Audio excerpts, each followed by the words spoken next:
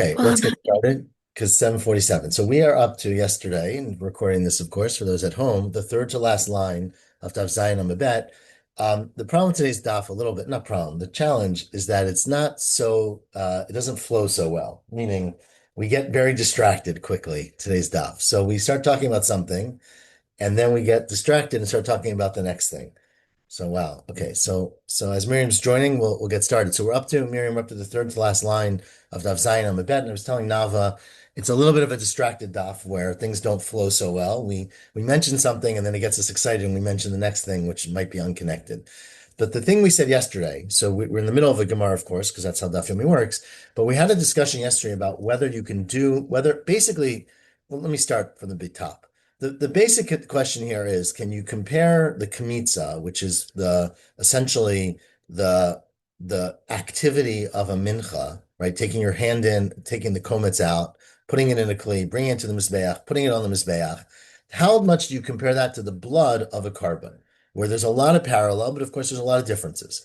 And one of the questions we came up to yesterday was the question of, can you do part of it, right? Can you do part of the mincha? If you take the mincha out and you do the kmitza, and you don't put it into a kli. So we learned yesterday that you have to put it into a kli because by a carbon, by an animal, you have to put the blood into a kli. And you have to do that actively. You can't just let the kli be on the floor. You can't just let it just go into your hands or something. So we compared those things to each other. And yesterday, Rebbe Lazar said that you compare a mincha to a carbon in the sense that you have to dedicate the whole thing at once. Right, so a mincha is a portion of flour. You can't say, well, I don't have enough money now, so I'm going to give half the flour now, make it part of half my mincha, and give half of it tomorrow when I get more money. It has to be a complete mincha when you dedicate it. Ask the Gemara today, we're three lines on the bottom of Daf Zayin Amabet. Umi Amar Rebbe Lazar Hachi. Did Rebbe Lazar really say that? By Itmar, but there's another discussion, and this, of course, again, this is the beginning of this Masechta, so we get into a lot of new concepts to those who are not familiar with them. The question of Chavite Kohen Gadol. So remember, Chavite Kohen Gadol was a very special carbon mincha that was brought by the Kohen Gadol. The Torah says, Machtzita ba'boker, machtzita ba'erev. The Kohen Gadol brings half of it in the morning and half of it in the evening, right? So now the question is, can the Kohen Gadol say, well, I don't have enough flour right now for the whole day. I'll dedicate the half for the morning, and in the afternoon I'll get some more flour and I'll dedicate the half in the evening. So says the Brayta, not the Brayta, says the statement, Chavite Kohen Gadol, Rabbi Yochanan Amar Eino Kedusha Lechatzain. You can't make Kodesh half of it, right? Meaning you have to have the whole chavitim, and then half is brought and half is brought, but it has to be done together. And Rebbe Lazar Omer, no, mitoch shekreva lechatzain, kedusha lechatzain. Since you bring it in two parts, that's the way the Torah tells you to bring it, you can make it Kodesh in two parts. Turn the daf to daf chet amud aleph, if that's how your Gemara works, or look to the other side. But v'imita, if it's true that Rebbe Lazar holds that basically you have to learn everything from mincha from blood, leilif midam, right? Learn it from blood. And in blood, you can't dedicate half the blood. Remember, we learned earlier that it says badam, right? It has to be all the dam in a cup. You can't have half the blood in one cup and half the blood in another cup. So v'chitem, maybe Rebbe Lazar milta milta logamer. Maybe Rebbe Lazar doesn't agree with this principle that Rabbi Yochanan said yesterday of learning out one thing, meaning mincha, from carbon. But that can't be true. Amar Rebbe Lazar. Rebbe Lazar said a very different halacha, not yesterday, but relative to what we talked about yesterday, which, if you recall, again, another concept for today, which is that the carbon of the lechem hapanim is a mincha. It's a very unusual mincha. Because usually at the mincha, you have flour and oil, you take out a kmitza from the flour, you put on the mizbeach, and what's left over from the flour is called the shirayim, and you either eat it or you burn it, depending on the type of mincha, right? By lechem hapanim, the thing that you put on the mizbeach of lechem hapanim is the bezichim of the levona. But that's the equivalent to the kmitza, and the leftover bread, which is all the bread, right, because none of the lechem hapanim is put on the mizbeach, is the shirayim of the mincha. And the halacha that, so essentially it's a mincha, and Rebbe Lazar said, Amar Rebbe Lazar, mincha shekamtza behechal kshira. If you take your mincha inside the hechal, as opposed to outside, and you do the kmitza there, that's not a problem. How do I know it's not a problem? Shekei matzina besiluk bezichim. Because essentially that's where you did the carbon mincha of the lechem hapanim, because the bezichim, which were on the shulchan inside the hechal, were done and taken off. Taking off the bezichim is the equivalent of doing a kmitza. And so Rebbe Lazar says, just like that's okay in the Heichal, a mincha is okay in the Heichal. So you see, he learns one thing from another, Doesn't matter, but that's only mincha mi mincha yalef. He learns a mincha of lechem apanim to a regular mincha, mincha midam lo yalef. But maybe he doesn't compare the requirements of blood to the requirements for a mincha. Ask him, is that true? Mincha mi mincha mi yalef. Does he really consistently learn halacha of mincha from another mincha? Vatanya, there's a braita now. And the Braita says the following: Ad shelo perka nifras lachma. Remember, the lechem. There's a again very very important halacha, which is, let's say you take a kmitza from your mincha, and before you put that kmitza on the mizbeach, some of the mincha gets lost or spilled out, or a bird comes and eats some of it or something. That's called a mincha, which the shirayim is chaser before you did the haktara on the mizbeach, and it's pasul. Because at the time you put the komets on the mizbech, you have to have the rest of the mincha still intact. So says the Braita, what happens with the lechem hapanim, right? Because keep saying, yeah, the lechem hapanim. What if the lechem hapanim collapses, right, and it gets ruined? So that's the mincha. That's the shiraim of the mincha. So says the Braita, ad shelo perka. If before you take apart the table, meaning they would undo it on Shabbat, nifras nachma, the lechem becomes ruined, right? Means it broke a piece off. Remember, prisat halechem means a piece of bread. Halechem pasul. Then you're not allowed to use that bread anymore because it fell apart. You don't put the bezichim on the mizbech because basically it's like a kometz where some of the shirayim was lost. But says the Braita, misheperka, if after you took apart the shulchan, meaning you took them off the shulchan, nifras lachma, the bread then collapsed, halechem pasul, then you can't use that bread, meaning you're not supposed to eat it, but you're allowed to put the bezichim on the mizbeach. That's the Braita. Now, Reb Elazar, the Amora, commented on the Braita and said, Reb Elazar, lo perka mamash, doesn't mean it literally was taken off of the mizbeach. It means, the shulchan, sorry, elakivan shehigia zmana lifarek. If it became time on Shabbat to do it, afal pisha lo pirka, even though you haven't taken it off, kemoshi pirka adami. It's as if you took it off. And therefore, once the time has come to take it off, even if you didn't do it, basically 12 o'clock on Shabbat came, it's time to take the lechem off. Even if after that point the lechem got ruined, the fact that at 12 o'clock or whatever the time was, the lechem was okay, you can put the bezichin on the mizbeach. V'amai, if Rebbe Lazar learns a mincha from another mincha, why don't you say to have kimincha shechasra kodem kmitza? Say that this is like a mincha that was missing part of the leftover before you put the kmitza on the mizbeach, right? Because, or even took the kmitza at all, because the shirayim, not the shirayim, the bezichim are the kmitza. They are the portion that goes on the mizbeach of the mincha of the lechem hapanim. And the fact that you didn't do it yet means that you have basically lost part of your mincha because the mincha collapsed before you did that, and it should be puzzle. What you see from here is that Rebbe Lazar does not compare every mincha to every other mincha, and somehow the lechem hapanim has its own rules, and a regular mincha has its own rules. Says Gemara, no, that's not a question. I'll look Hashem. That's not a question, because although you didn't yet do the kmitza, the whole point of doing the kmitza of a regular mincha is that you have a bucket of flour, and no one knows which part of that flour is the kmitza and which part is the shirayim, because it's just a bag of flour. Until you stick your hand in, take out the kmitza, now that's the kmitza, and the rest is shirayim. But by the lechem hapanim, remember, the lechem is eaten. The only part that's brought on the mizbeach is the bezichin. So it's very clear from day one what the bezichin are and what's not. So it's not the equivalent to taking off a kmitza. So let's read that inside. Halo kasha, that's not similar. Mincha lo barir kometz didei. By regular mincha, you don't know what the kometz is until you take it out. So if some of the mincha gets lost before you take out that kometz, you basically lost your whole mincha. But by the lechem hapanim, barir kometz didei, it's clear what the kometz is. That's the levona. It's the bezichim of levona that were put out a week ago. The kivan shegias manana farei kiman de parkadami. And once it becomes time to take it off the shulchan, it's as if it's already done. So therefore, it's not a problem of losing part of the mincha before you take off the kmitza, because essentially the kmitza was already done, even though you didn't take it off yet. It was done from a week ago. We already knew where the kmitza was going to be. Ask the Gemara, but still, even though it's true that you didn't lose part of it before you took the kmitza, remember, there's a problem if losing part of it after you take the kmitza, right? Because let's say you do the kmitza of your mincha, and before you put it on the mizbeach, you lose some of that original flour. That's a problem too. So elamayat, it should be to have a kishirayim It should be like the leftover, the extra part of the mincha, shechasru ben kmitza lahaktara, that got lost or got ruined between the time of the kmitza and the time of putting on the mizbeach. And the halacha is de'ein maktirin kometz alehem, that you're not supposed to go forth and do the kmitza on such a case. So if you're comparing a regular mincha to the lechem hapanim, why are you able to put these bezichin on the mizbeach?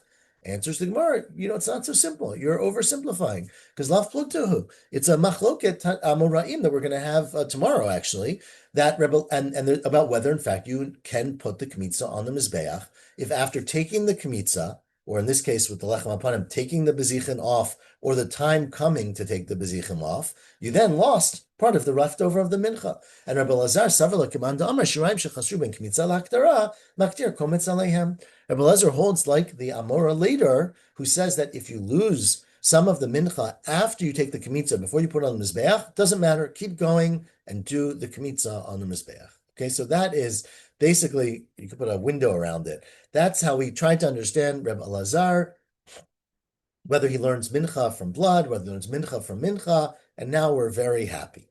We're up to around 20 lines from the top where it says the word gufa, I guess a third of the way down. So now we're going to go back, so you don't forget everything we said, but we can clear your mind and start over. Go back to something we quoted earlier. And what was that? Gufa. Chavitei kohen gadol.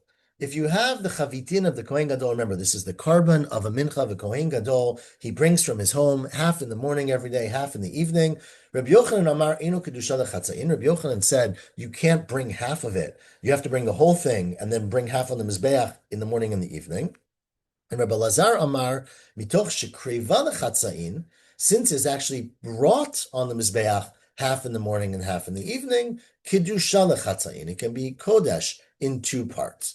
Amar Rabbi Acha. Now says Rabbi Acha later Amora, my time at Rabbi Yochanan. What is the reason that Rabbi Yochanan said that's a problem? Because Amar the pasuk says mincha machtzita, right? It says you bring the mincha. It doesn't say machtzit, which would mean half. It says machtzita, half of it, implying that it is an entity. Havei mincha, bring it, bring the mincha, which is the full portion, and then achakach chatzeo, then turn it into half, basically. So the fact that it says machtzita as opposed to just the word machtzit tells you that it's a unit. You have to bring it as a unit, and then you split it into half for the morning and the evening. Meitvei, what about the following Breita? Now, this Breita is a question on not Rabbi Yochanan, but on Rabbi Elazar. The Breita says, Chavitei kohen gadol, lo hayu ba'ot chatzaim. Right? So this sounds exactly unlike Rabbi Elazar, right? The chavitim of the Kohen Gadol was not brought in two halves. Ella, mevi isaron shalim. The Kohen would bring a full isaron of flour, right? And chotzeo, and then he would split it into half. And Tanya, there's a Breita which supports that, which says, Ilu nemer mincha machatzit. If it said bring half a mincha, haiti omer mevi chatzi isaron beito shachuitu makriv, bring half of an isaron in the morning and bring that as a carbon, and bring chatzi isaron beito arvitu makriv. Talmud Lomar, therefore the pasuk says machtzita baboker mechza mishalem hu mevi.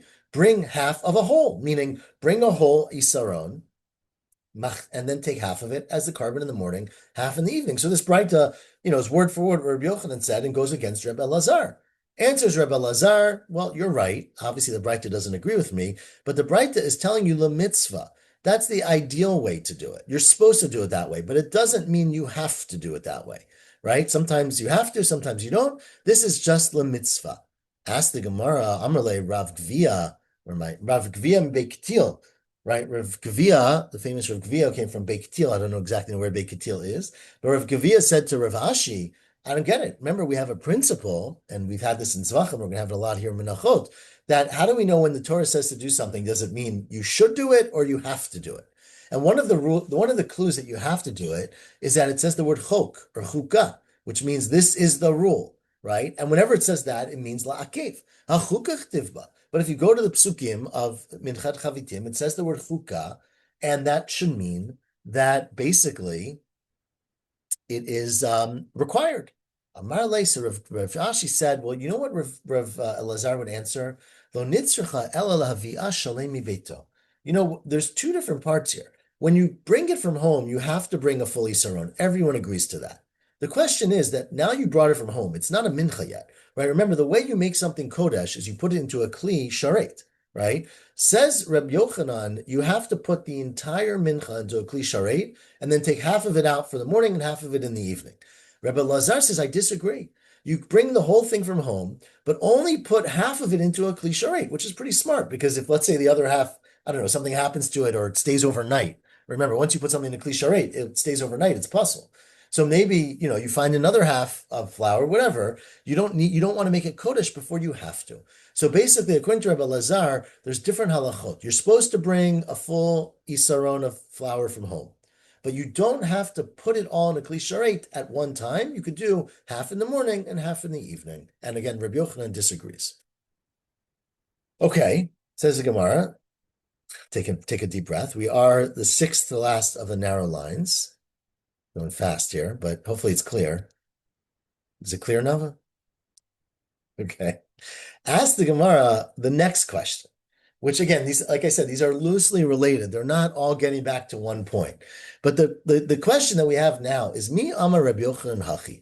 Did Rabbi Yochanan really say this? Now, what is this? Did Rabbi Yochanan really say that by a minchat chavitin of the Kohen Gadol, you can't bring half in the morning and half in the evening? You have to basically do it all as one unit, which goes back to what we said yesterday, that you compare mincha to blood, right? Just like the blood of the animal has to be collected in one cup, mincha has to be dedicated in one cup by Itmar, but there's a statement that says the following. It says in a Braita, Hifrish chatzi isaron, maybe not a Braita, it's a statement of Amoraim, and a Memra. If you separate Hifrish chatzi isaron, you take half of an isaron of flour. Let's say, Charlie always going to help me out what an isaron is, but let's say it's a kilogram. I don't know. It's probably less than that, right? So let's say you take 50 grams, whatever a chatzi isaron is, of flour, okay? And now that's not enough for a karban, right? A karban mincha has to be an isaron of flour, but you don't have an isaron, right? You have half, and you want to give it to the Beit Hamikdash. V'da'ato lahosif, and your intention is that when your kid comes home from the store, or when you get a little bit of paycheck, you're going to buy more flour, and you're going to add and make a full isaron and bring it to the mizbeach as a karban. Rav says, Eino Kadosh, right? Rav says, no, it's not Kodesh because you didn't put a full Isaron in the pot. And Rabbi Yochanan says, Kadosh, that since your intention is to add to it later, the whole thing is Kodesh. But why does Rabbi Yochanan say it's Kodesh? In Ita, if it's true that you compare one thing to the other, Leilef mi Chavitin, why don't you learn from Chavitin that, remember the Chavitin, according to Rabbi Yochanan, you can't bring from home half of an isaron for the morning and half for the evening. You have to bring a full isaron. So learn from there that you can't separate half of an isaron. The chitem, and if you're going to say, well, Rabbi Yochanan, miltami miltalayalef, maybe Rabbi Yochanan does not actually compare one aspect of kachim from another. So you don't learn my mincha from the mincha of the Kohen Gadol of the Chavitim. But it's not true. Amar Rabbi Yochanan. Rabbi Yochanan said a halacha shet shlamim sheshachtan behechal kshiran. Now we're going to talk about this more tomorrow, so don't get too distracted. But a separate halacha. Remember the carbon shlamim. Remember we learned in Zvachim is kachim kalam. You can shecht it anywhere in the azara. But what if you brought it inside the heichal and shechted it there? Right? They'd probably be very upset at you because you make a lot of blood on the floor. But is it kosher or not? And Rabbi Yochanan said it's kosher because, okay. We'll get there later, Charlie. But I guess I'm wondering the not liquid, what's the other one? Solid measure, right? What's the dry measure of it? Anyways, shlamim sheshachtam beichal ksherin. If you take your shlamim and you shecht it inside the heichal, it's kosher. Dichtiv v'shachto petach olam moed. It says you shecht it in front of the olam moed, and we learn from there shlo yehei tafel chamor miikar. If you can shecht it in front of the olam moed, you for sure can shecht it in the olam moed. Now, again, totally unrelated halacha, but you see that Rabbi Yochanan is learning out one aspect of kachim to another aspect of kachim. So if that's true, why don't you learn, just like the minchat chavitim of the Kohen Gadol cannot be brought in half, a person who says, I want to give half a mincha and I'm going to add to it later, shouldn't be kodesh. Says the Gemara, the difference here, of course, is because you're not saying I want to give half of a mincha. You're saying, I only have half of a mincha. I'm going to be makodesh this thing, and I'm going to add to it when I can. The dato lahosif shani. It's different when you intend to add to it. Because here you're doing part one. You're not saying, I want to bring a half a mincha. I'm bringing a mincha. I just don't have a mincha right now. So I'm bringing the first part and I'm going to add to it when I can. The Tanya, and in fact, we learned in a Braita, milayim, when it says you bring, karban, mlayim solet, right? Ein milayim ela shleimim, right? Mlayim generally means that you have to fill up the cup and you have to bring a full, doesn't mean fill up the cup, it means fill up the measure. You have to bring a full measure of a karban, right? Take out the next words. I don't know if your Gemara has to take them out. Mine does, in parentheses, right? That's not Kodesh unless it's an Isaron. And said Reb Yossi, Matai, when is that true? Bisman she'ein dato lo hosif. That's only true if you don't intend to add to it. Ava bisman shedato lo hosif, if you're bringing part of a carbon, obviously you can't bring part of an animal, right? But you're bringing part of a carbon mincha, and your intention is to add to it, then rishon kadosh. Then it gets kodesh as you go. And that's why Rabbi Yochanan said that you can bring basically half of a mincha and say, I'm being mekadesh this, and I'm going to add to it when I get enough to add to it. Ask the Gemara now. Again, we're switching out now. Where are we up to? The fourth line? Yeah, the fourth of the one, two, three, fourth wide line, the second word on the line. We just told you what Rabbi Yochanan said, right? Rabbi Yochanan holds, but I mean, we had a machloket, Rabbi Yochanan and Rabbi Lazar, about the chavitim. Does the Kohen Gadol bring half of it, or does he bring the whole thing? What about Rav? What does Rav hold? Right? Rav bechavitin keman svirli. What does Rav hold about the chavitin? Remember, Rav said yesterday that you cannot, or not yesterday, a minute ago, Rav said that you can't be mekadesh a mincha if you bring half of a mincha. Right? If you take half of an isaron and put it into a kli and say, I want this to be the beginning of my mincha, it's nothing until you bring the rest of it. What does Rav hold about the chavitim? Can the Kohen Gadol bring the whole thing? Does he have to bring the whole thing? Or can he bring half of it? So, Rebbe Lazar, if he holds like Rebbe Lazar that the Kohen Gadol can bring half of it, why can't a mincha be kodesh half also? You might say, well, Rav doesn't compare one mincha to another. So the fact that the Kohen Gadol does it does not mean everyone else can do it. So maybe Rav miltami l'yolef. Maybe Rav does not compare one mincha to another mincha. But that's not true. V'amar Rav, but Rav said, and again, this is a completely unrelated matter, but we're bringing it just for this basic understanding of how do you compare one thing to the other. Rav said, let's say you have a mincha. Now remember, a mincha generally is brought, and we're going to get to this in our whole Masechta, it's flour. It's always flour. You also bring oil usually, and you also bring livvona, right, spices. Now there are exceptions. But let's say you have a mincha and you didn't yet, you only have the mincha, the flour part, right? You don't have the oil yet. So says Rav, mincha kidosha below shemen, shekei matzina belechem apanim. That if you take a mincha and you say, I'm bringing this for my mincha, I don't have the oil yet, I'm going to get the oil and add it later. The mincha becomes kodesh with just the flour because there is a mincha, a different mincha of lechem apanim that have no oil, right? Remember, lechem apanim only have the bezichin, they only have the spices. Right? And the same thing says Rav, below livona, if you put your mincha in, even with oil, but without livona, and you say, I want this to be Kodesh, it's Kodesh. Obviously, you can't bring it until you get to livona, but it's Kodesh, because when you bring a mincha with a carbon, you bring oil and flour, and you don't bring nisachim. You don't bring livona, sorry. So, clearly, you see, we're gonna finish the statement, but clearly you see that Rav compares one mincha to another mincha. The third thing, though, that Rav said was if you bring a mincha below shemun or below livona. Again, let's say you just take your flour, you put it a full share of flour, you put it into a pot, and you say, I want this to be for my mincha. I'm gonna buy oil and spices later. It's also Kodesh. Why? Remember, there was that, and we've talked about this many times. The mincha of a sinner is brought without oil, without livona, because we don't want it to look nice. So since such a mincha exists, my mincha, which is gonna get oil and gonna get spices, also becomes kodesh. So you see that Rav compares one thing to another, and therefore, if Rav does that, if he holds that you can't be mekadesh half a mincha, he must hold like Reb Yochanan that a Kohen Gadol cannot be mekadesh half of the chavitin. A karchach Rav to Reb Yochanan Svirle Rav must hold like Reb Yochanan about the Kohen Gadol because he holds that way about a regular mincha. Okay, so we've established that, and we've learned a lot of fun halachot along the way. Says the Gemara, while we're having so much fun, let's go back to 5 lines from the bottom of daf. What daf are we up to? Chet Amud Aleph and Gufa. Let's go back and understand the statement of Rav. Amar Rav. Rav said the following: if you have a mincha and you put it in a pot, right? A kli sharet. Kedosha belo shemen. It can be kodesh without shemen. Ve'ein dina kisaron chaser.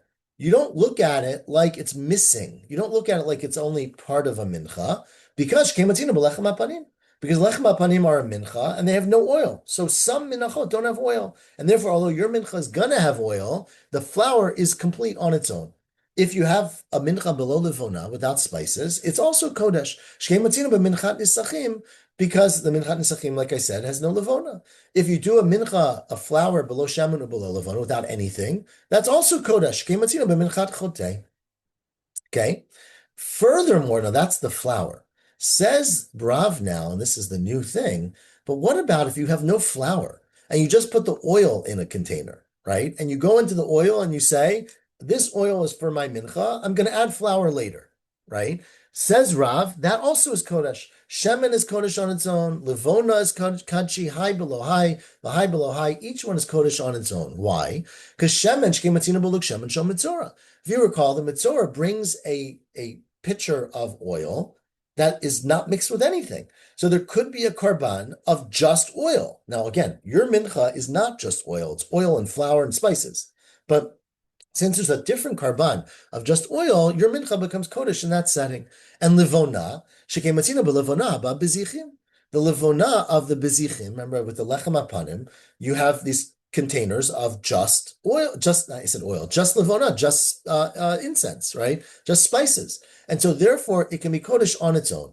That's Rav's opinion. Rabbi Chanina Amar, turn to Dafchet Amabet, Rabbi Chanina says, no, it's too much. Lo zu kedosha below zu, velo zu kedosha below zu. You never can have kedusha of flour unless you also put the oil and the spices in it at the same time. Okay? Says so it has to be together. It's a package, it's got to be a package. Okay? Says the Gemara, a very interesting question. Well, Rabbi Chanina, according to Rabbi Chanina, why did you have a measurement of an isaron, of flour? Right? Remember, they would take, we're going to see this later, they had a list of kalim that they would take that are called kli sharet, right? Not every measuring cup is a kli sharet. Every measuring cup is a measuring container.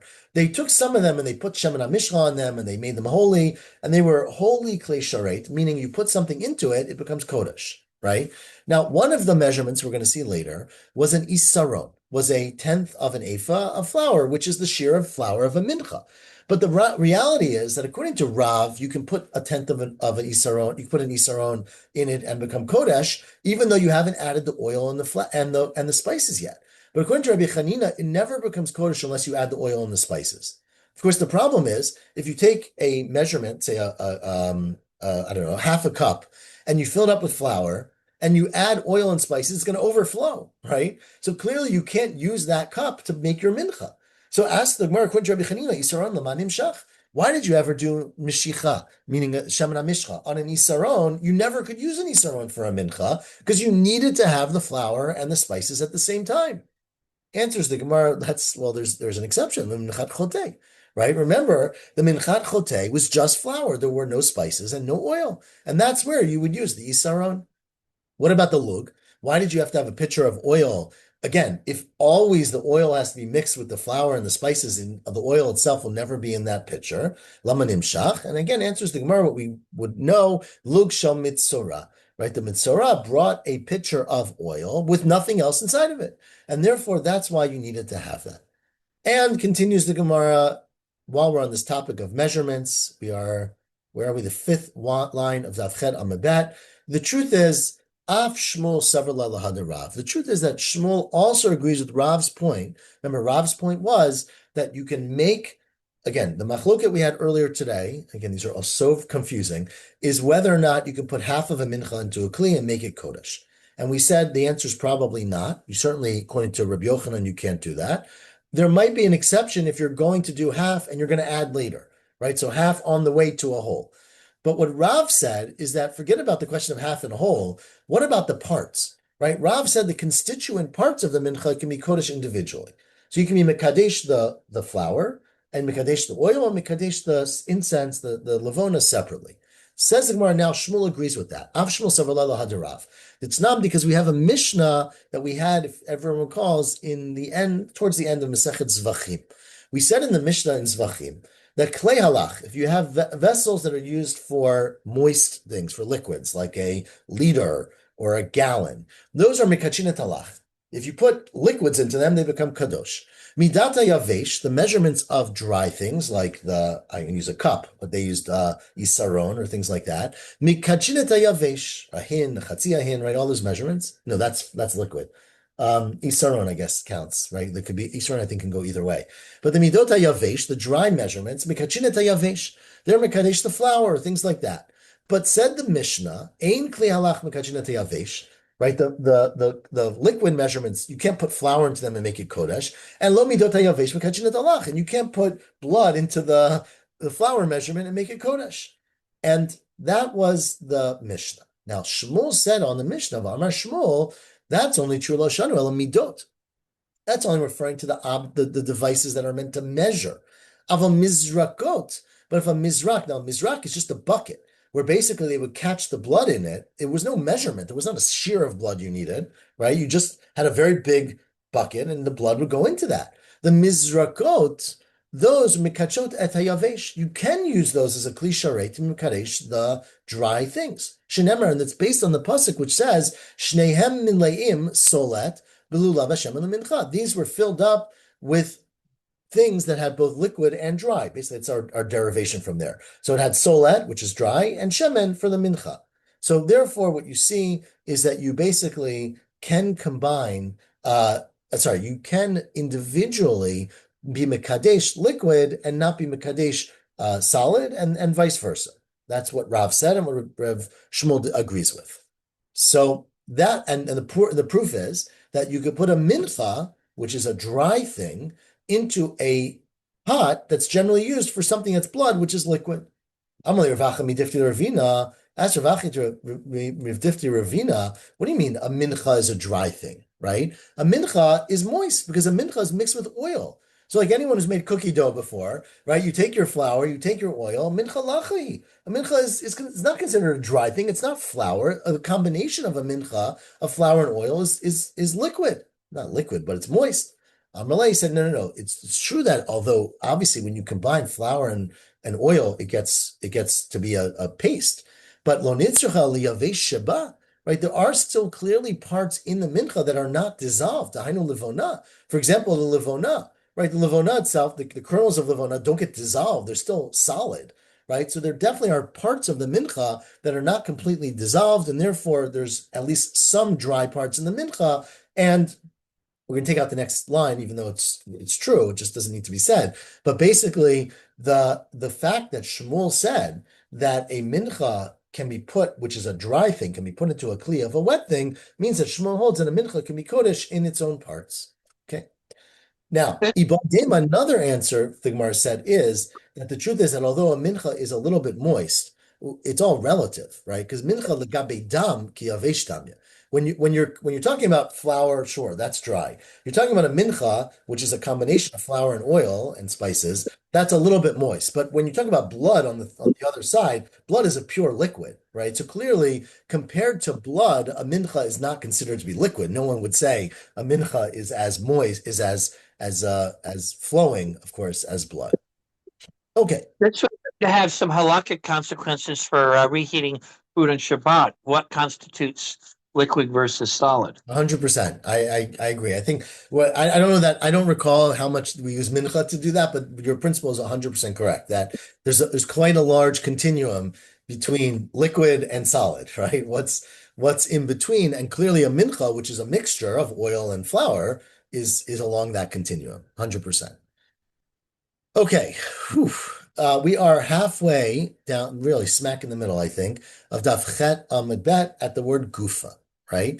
And this actually has nothing to do with what we just said either. So we're going to keep taking you on a tour of unrelated things. But I think the Gemara likes this in the beginning of Masechta because you get a real good exposure to all kinds of varying halachot. But if you recall, one of the things we said earlier is Reb Elazar. So Gufa, let's go back to something Reb Elazar was quoted earlier that we got distracted from. We'd like to go back and pay a little more attention to. So Amar Reb Elazar said an interesting halacha, right? That of mincha shekamtza behechal, let's say you do a kamitza of your mincha inside the hechal, right? So usually you do kamitza of a mincha outside in the azara. Let's say excuse me, you do that in the Heichal, it's kshera. It is kosher. How does Rabbi Lazar know that? Because he compared it to lechem apanim. Lechem apanim is a mincha. It's obviously done in the azara because in the Heichal, that's where the shulchan was.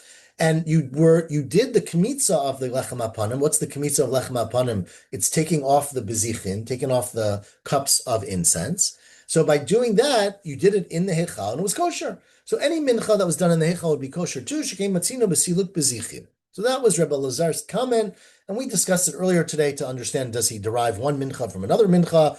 That was the relevance. But ask Rabbi Yirmiyah, well, once you mentioned that, Matav Rabbi Yirmiyah, what about the fact, and this is a braita that we had a few days ago, remember the context, that it says, V'kamatz misham, right? You bring your mincha el b'nei Aaron, yeah, I think that's how it says. Nav has the pasuk in Vayikra. You bring your mincha, and the kamatz misham malo yadav, I think it says, no chafnav maybe. You take a kmitza from there, right? So we said, what does it mean from there? And so Rabbi Yirmiyah said it means makom shraglei azar omdot. It means from the place in the azara where the zar would stand. Remember when we talked about the azara, the first 11 amot of the azara were called the Ezrat Yisrael, right? And that's where Yisrael was allowed to go. So that's where you did the Kmitza. Now, of course, that's very far away from the Heichal, right? After that first 11 amot goes the whole azara with the Mizbeach and everything, and then the Heichal. So we're going to ask a question from this because this implies that you can do the Kmitza only in the entranceway, not inside. But before we get to that question, remember we finished the Breita, and this is why we quoted the Breita about our Mishnah 2 days ago maybe. Then Betera Omer, that's not what it means. It means the Kamatz Misham means you can do it over, right? Remember Ben Betera Omer, Minayin Shem Kamatz Bismo. How do you know if you do the Kmitza with your left hand, which is inappropriate? Sheyachzir v'yekmotz mimin, you could put it back and do it again. Talmud Omer v'kamatz misham mimakom shekamatz kvar. You can do a kmitza from a place where you already did a kmitza, meaning you can do a do-over. But either way, we're not, Ben Betera is a side point. The Tanakama clearly says, do the kmitza in the place where the Yisrael can stand, which is not in the Heichal. So how does Reb Elazar say you could do kmitza in the Heichal? So that was the question. Now, it's not such a good question. Says the Gemara, Ikad Amri, some say that Reb Yirmiyah asked the question and he immediately said, wait, I have an answer. Hu motiv la, hu mefarikla. He asked it and he answered it, right? And we'll see what the answer is in a second. Ikad Amri, some say that Amrli Rabbi Yaakov gave an answer to Rabbi Yirmiyah bar Tachlifa, and he said, Asber lecha lach, let me explain this to you. The point of the pasuk is not that you have to stand in the entryway of the azara to do the mincha. It's that you can stand in the entryway, meaning you don't have to be where you have to be for a carbon ola, for example, which if you recall is only in the north, or a chatas, right? Only in the north, those are kachi kadashim. You might have thought that a mincha also can only be done in the north, and the Torah is saying it can also be done where the zar stands. Not that it has to be done where the zar stands. So says Rav Yaakov bar Tachlif, Rav Yirmiyah, or Rav Yirmiyah thought of this answer himself. Asber lach, I'll explain to you. Lo nitzrucha, the pasuk is there to tell you lahachshir et kol hazara kula, to tell you that the entire azara is permitted for doing kmitza. Shelo tamar, you shouldn't make the mistake of saying, hoel v'ola kachei kadashim. Right, since a carbon ola is kodesh kadashim, mincha is also, as we discussed in Zvachim, and we'll discuss more, is kachei kadashim. So you might have thought ma ola tunat safon, just like carbon ola has to be done in the north, af mincha tunat safon. So therefore, the Torah comes to tell you, oh, you can do a mincha anywhere you want. But it's not saying you can only do it in the entryway. It's telling you can even do it in the entryway. Says the Gemara, but that's not so compelling, because why would I have compared a mincha to an ola? An ola is kalil, right? An ola is clearly a higher level of kedusha because it's burnt completely on the mizbeach. A mincha is eaten at home, or in Nazar at least, not at home. But mala ola shkin kalil. Says, well, okay, but a chatat, right? A chatat is kachik kadashim. It's done only in the north, and it's clearly not completely burned. You take home a chatat and you eat it. Again, not home. You take a chatat and you eat it. Says, well, okay, but a chatat is a very special thing. Mala chatat shkin mechaper d'chayvei kritut. A chatat is mechaper on really severe averot. Mincha never is mechaper on a karet. Well, okay, but an asham, remember, an asham is not mechaper only on karet, and it's also only done in the north. Okay, but mal asham shkemine damim, and asham is blood, and blood is thicker than flour, I guess, right? So blood matters more. And kula nami, you can't say learn from all of them, from ola, chatat, asham, shkemine damim. They're all blood. And so it says the Gemara, I don't think your logic is so great. Why would you have thought that a mincha can't be done anywhere in the Azara. You're saying, oh, because it's Kachi Kadashim, and all the carbonot of Kachi Kadashim are done in the north. It's true, but those are animals of blood. Why would you have thought that a mincha, a flower, which is not as, I don't know, as intense, let's say, as blood, is has to be done in the same place? Ella Itzrich, I would have thought it for a different reason. Because Salga Daita Chamina, I would have thought, says the Gemara, that there's a very another interesting, again, we haven't got to this halacha yet, but we're introducing it right now. But since it says dichtiv, it says by a mincha, v'hikriva el hakohen, you bring your mincha to the kohen, v'higisha el hamizbeach, and you push it up against the mizbeach. Higish means to present it to the mizbeach, v'kamatz, and then you do kmitza. So you might, now we're going to learn later, higisha literally means the kohen takes it from you, takes your mincha, and brings it and touches the Mizbeach, right? And it's a specific part of the Mizbeach. It's the southwest, the current Dromit Maravit, I think, right? Yeah, that's what you say in the line. The Kohen brings it to Dromit Maravit. So you might have thought, Ma Gasha Karen Dromit Maravit, just like you have to physically bring it to the Mizbeach, once you bring it there, then you do the Kmitza, right? So maybe you have to do the Kmitza in that place, right? Because it doesn't make a lot of sense. You bring it there, you touch the Mizbeach, you bring it back 100 feet to where the Yisrael is standing and do the Kmitza there. So you might have thought, Ma, Agasha Bekaren Dromit Maravit, just like you have to do Agasha in the southwest corner of the Mizbeach, Af Kmitza Nami Bekaren Dromit Maravit. So too, the Kmitza has to be done in the southwest corner. Therefore, Kamash Malan, that no, that's the case. It's not true. You don't have to do it there. In fact, the Kmitza can be done anywhere in the Azara. And as Rabbi Elazar said, even inside the Heichal, because that's where you did the Lechem HaPanim. So that is the reason why we need it. And that's the lima we have for today. So again, uh, I would say that uh, we learned a lot of halachot today about karban mincha. They're not all completely connected, right? But obviously they're very, very much related, and they are incredibly, important details that we're going to learn throughout the Masechta about karban mincha. And we're going to stop here 5 lines from the bottom. Um, Charlie, according to the internet, now that we have a minute, it says that an isaron is around 4 pounds of flour. Does that make any sense? Could it be that much? Yes. So the smaller a canyon is 2.49 liters. Um, so thinking about how big a liter is, that's a fair amount of flour. An Easter is a volume measure. Isaron is a isaron of an ephah, right? A tenth of an ephah. The ephah. It depends on the Ephah. Uh, so let me see how. Um, Anyways, that obviously that gives a lot of context. That seems like a lot of flour, 4 pounds, but the flour. This is why most of us have never baked enough bread to be chayiv in taking challah at a biblical level. well, I'm going to look into the measurements a little bit because obviously it's very relevant for our Masechta. Let me find the I closed it. Let me find the cheat sheet I always use. It's got every. I mean, right? You wrote in the chat 2 to 6 liters, which again, a liter is usually, I guess, a kilo, right? Is a liter usually a kilo? Yeah, So so a what I liter is a kilo sorry, of go water. ahead. What Go I ahead. found is like it says 2.2 to 2.3 liters in volume, which equals 1.56 kilos to 1.77 kilos. Got it. So like 3 to 4 pounds, basically. Yeah, exactly. Right. So again, so it gives you some context, right? It's not like we're talking about a small amount of flour. I mean, that's a lot of flour, right? It's a bag, basically. Um, Yeah, let me put the um maybe Charlie, maybe you could share it on the WhatsApp. So yeah, I'm gonna put in the chat always use. Um a minute. I'm on an Android device, it's not as efficient. Mm. Um, um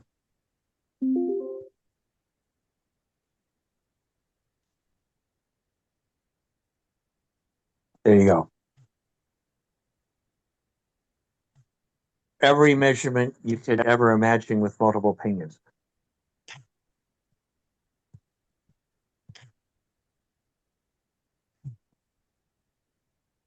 Oh, wow. Okay. Yeah, overwhelming. Okay, yeah, there's a lot on this page. Okay, well, it's a good start. I'm going to take a look at it and hopefully you'll learn something. I mean, I think I've seen it before, but okay, everyone, have a great day. Yeah. Enjoy some more menachot, and I'll see you all next Motzei Shabbat. Thank you. Feel Have a better, good Miriam. day. Bye. Bye.